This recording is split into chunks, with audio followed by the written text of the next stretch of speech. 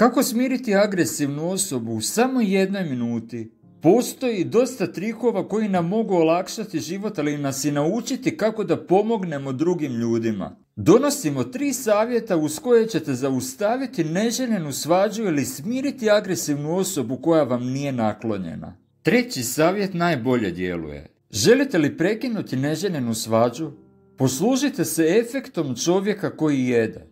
Ovaj je trik postao popularan zahvaljujući viralnom videu u kojem je jedan gospodin prekinuo svađu svojim prolaskom kroz vlak. Dobio je nadimak Snackman jer je zaustavio svađu 2 ljudi samo time što je jeo. Konzumacija hrane ima umirujući učinak na ljude. Ako to ne znaju, ljudi koji promatraju druge kako jedu nesvjesno postaju manje agresivni. Sjednite pored neprijatelja i smanjite napetost. Jeste li ikad radili s osobom koja vas otvoreno ne simpatizira? Ako mislite da su samo korak udaljeni do toga da vas počnu napadati ili se krenu svađati, sjedite pored njih. Da bi započeli sukob s vama, treba će se okrenuti cijelim tijelom prema vama. Ili će se u tom trenutku javiti krivnje ili će im biti neugodno reći zločeste stvari o vama kad im sjedite tako blizu. Najvjerojatnije je da će se povući i zašutjeti. Reagirajte poput Isusa.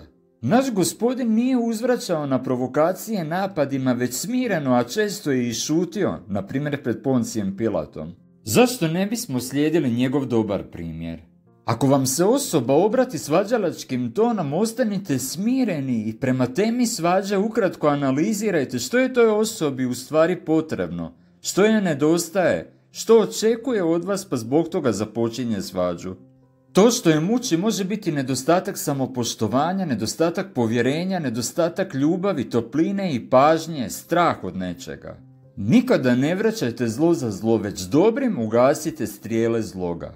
Kako vam se sviđaju ovi savjeti? Ostavite nam ispod komentar.